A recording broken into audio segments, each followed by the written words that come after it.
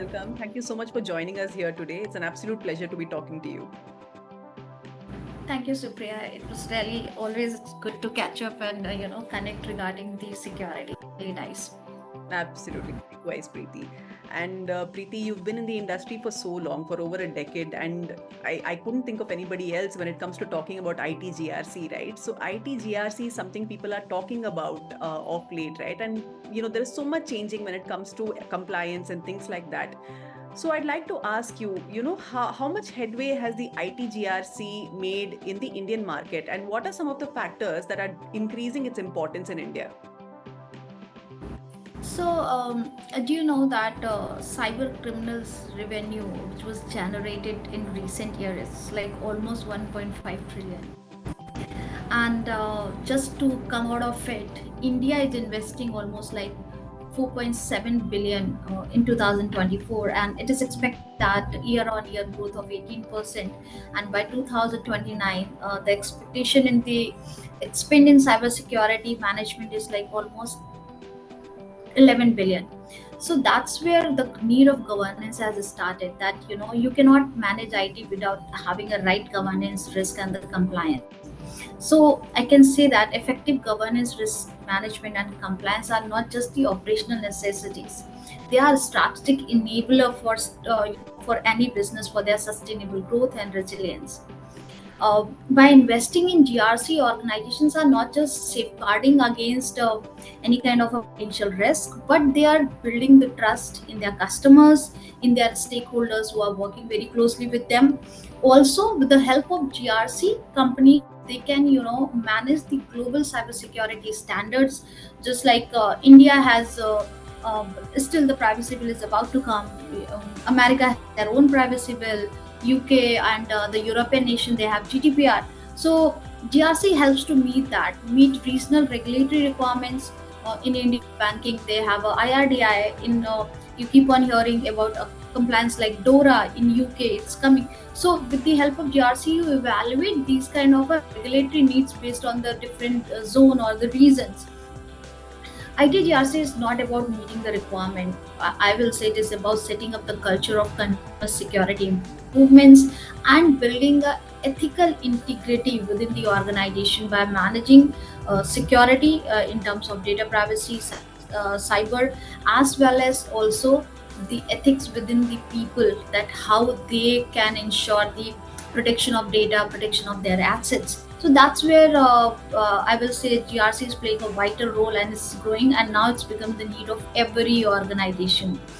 You must have heard, there's a saying that effective governance or effective information security team is important to to put the right policy and procedures, but a good GRC team is required to implement those policies and procedure with the discipline. That's where I think GRC is playing a vital role, and it's increasing day by day. It's not just limited to now in the financial institute, banking, insurance. Every organization understood it's important, and they keep on implementing this role effectively in their organization. This will definitely help to drive sustainable success for the organization, I'll say. And like you mentioned, the privacy bill is going to come in India and the DORA is going to come very soon. So there is a lot of regulatory changes that are happening. So what is the impact that these recent regulatory changes have had on the IT GRC practices in India? So ITGRs, I will say directly, related to the changing digital landscape, changing security landscape every second day. So these Indian regulatory changes have significant impact on IT governance, risk, and compliance practices as well, because their inclination towards more on setting up the risk methodologies, setting up a regular scanning, setting up regular assessment, and that's where I can say that they are playing a significant role. Digital Privacy and Data Protection Act India enforces strictly data handling records. It requires companies to upgrade their data protection measures, on a regular basis. New regulations just like IRDI, SEBI, from the RBI, or even for that matter the ITA, they all mandate the rigorous cybersecurity measures to prevent data breaches and cyber attacks. and everything has a relation with your IT and GRC. That how you will govern your entire security framework, which is related to these mandatory requirements. Then who will play the role and responsibility in implementing that? How you will better governance to ensure that everything is implemented appropriately? What are the monitoring thing that you will incorporate? So that's why I that these regulatory changes has a major impact. These regulations, they are emphasizing more on accountability and transparency in corporate governance, and that is where they are they are asking organization to prepare the report of their compliances and submit to them. These regulations also, now they mandate that you should do the regular monitoring of incidents, and in case if there is any incident happen, there is a particular timeline you need to inform to your regulators within that specific timeline. So if you don't have effective governance, you cannot meet the timelines that regulator is expecting from you. A regulator, they also imposes some kind of a penalty if you breach the security requirements, to to safeguard yourself from these kind of a heavy penalties, which is like sometimes it's like almost 2% of your overall global revenue, especially in GDPR. Company do not want to face such kind of a financial loss, and that's where GRC plays a greater role to track everything on time, submit the reports on time, and also perform the regular risk assessment to identify issues in advance, so that company will not face any kind of a data breach, and which can safeguard them from the financial penalties as well. Preeti. And since you mentioned, like, assessing risk, I'd like to ask you, what are some of the most significant IT risks that organizations in India are currently facing? And how can sort of companies effectively identify, assess, and mitigate these risks, to stay ahead of the curve?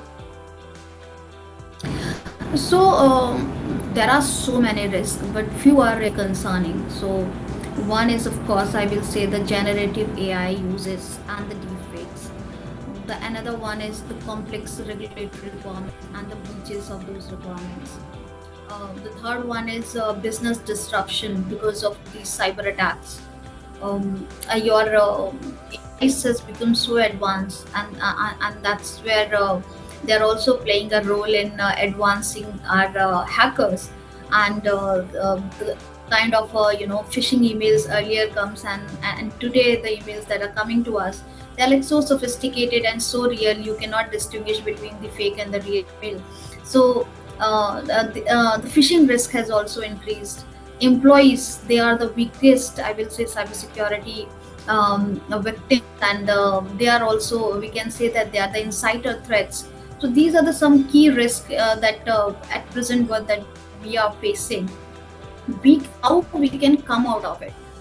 As we are talking about governance, risk, and compliance, I will say that the first thing is first to ensure that there is a proper risk management framework in place. You timely assess your risk, manage your risk, put the right set of control.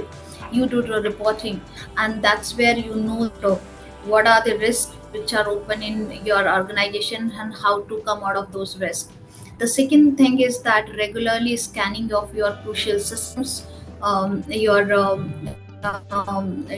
network devices, your internet facing applications, and whatever the vulnerabilities you identify during those scans, you need to patch them on time, especially all the critical and high vulnerabilities. Employee training, which is another very important parameter, because maximum companies get hacked because of the employee.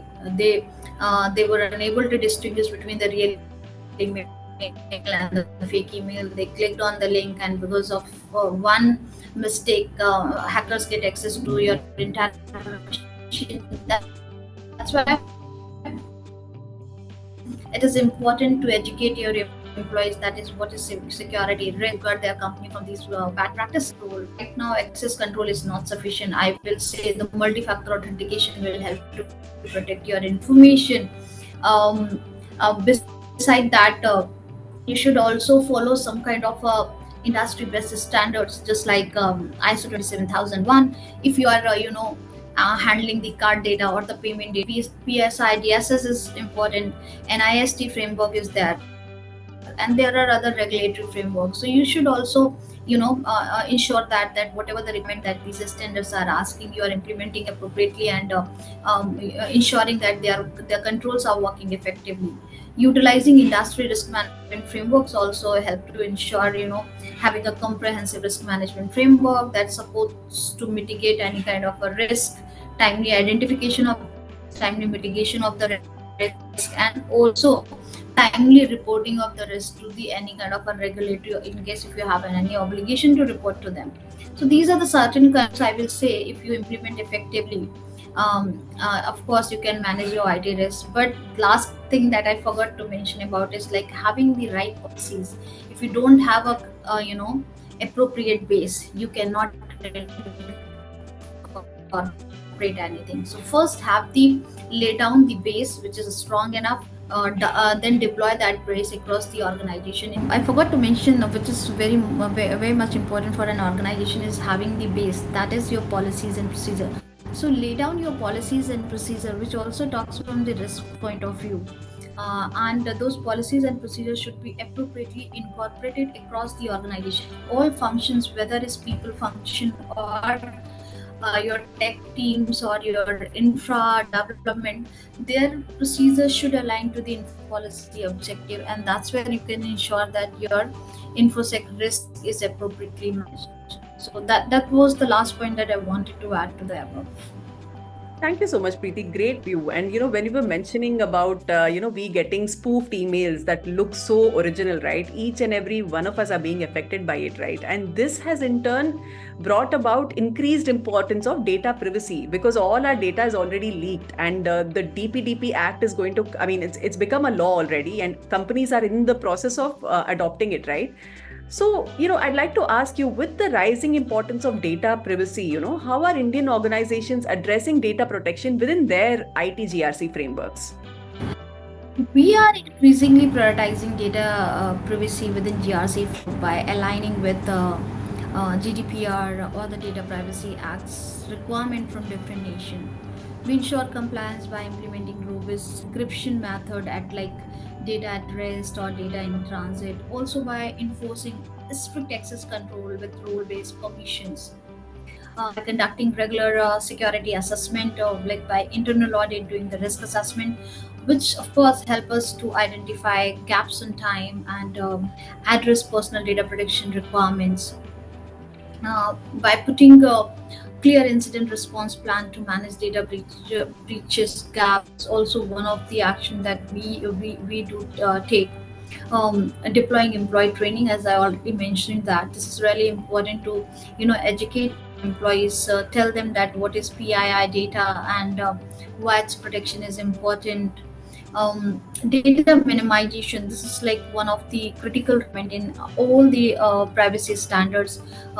We are putting policy around data minimizations and limitation on data collection and retention by reducing the potential exposure of data. Additionally, organizations are also ensuring that vendor and third party partners should comply with the privacy standards through stringent contracts and regular assessment of the vendor. Um, uh, Regular assessment we do their security handling. While onboarding a vendor, we put a lot of security related controls which are indirectly related to the GDPR and the privacy standards. These measures collectively enhance data privacy and secure sensitive data with as per the, I will say, the privacy standards. Lastly, I mean, you are the Director of Information Security and GRC frameworks at Ostra, right? And you are an expert at this. Yeah. So, being an expert, I mean, what would you advise? What are some of the best practices that Indian organizations can adopt to strengthen their IT governance frameworks? Um, I already mentioned the first thing is a comprehensive IT security policies and procedures. And those policies and procedures should align with industry standards and regulatory requirement to provide a clear framework on for decision making and the risk management. Once you have a policy and procedure, the second thing is define the role and responsibility matrix. Who will do what and who is responsible for implementing those requirements. Then roll out your policies across the organization. Your policy should not limit it to the infosec function. It should, or to the TRC function.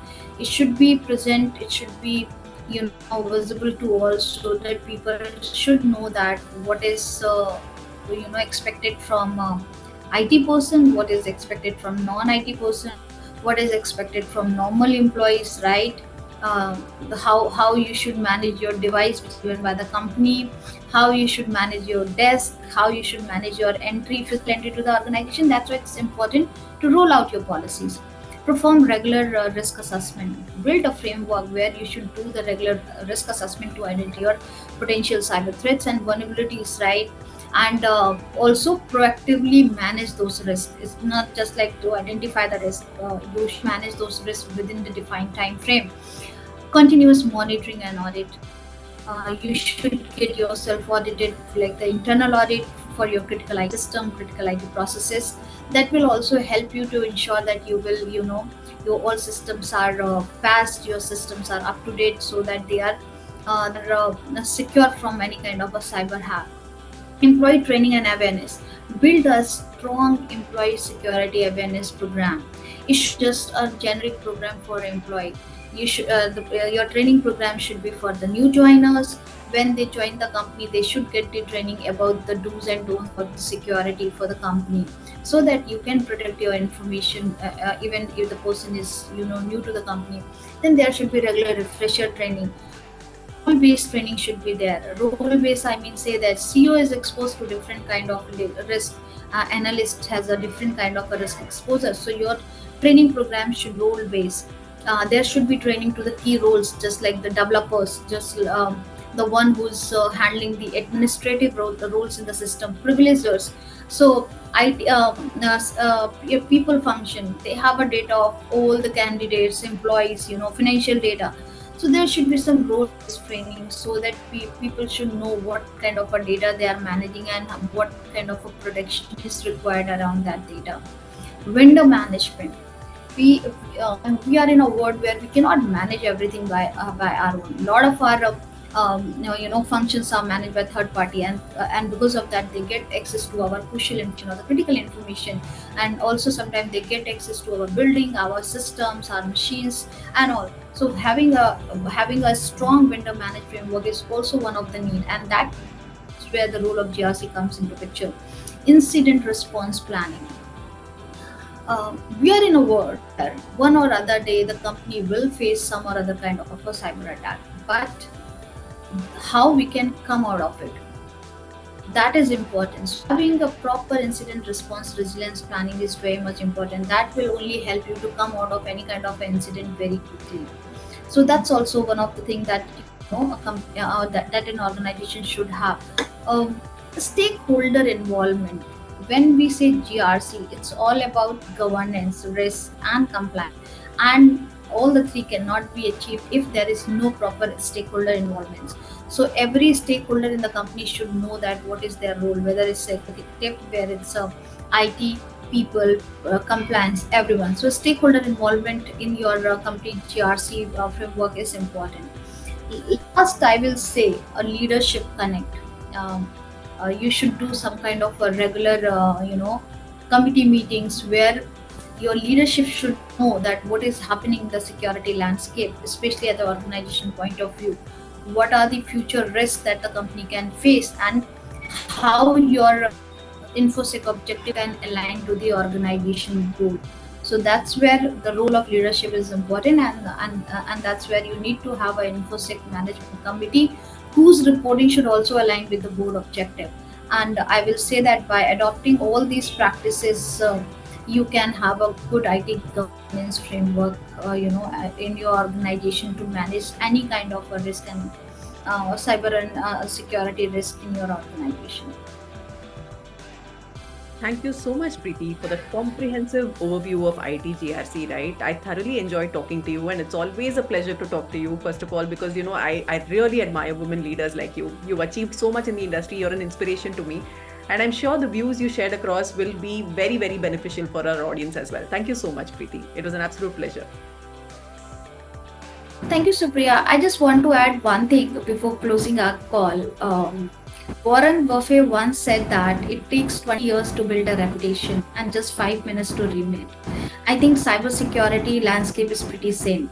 So what I can say that by proactively managing ITGRC, we protect not only our data, but we also protect our organization integrity and trustworthiness in an increasingly digital world. That's where I would just like to say thank you.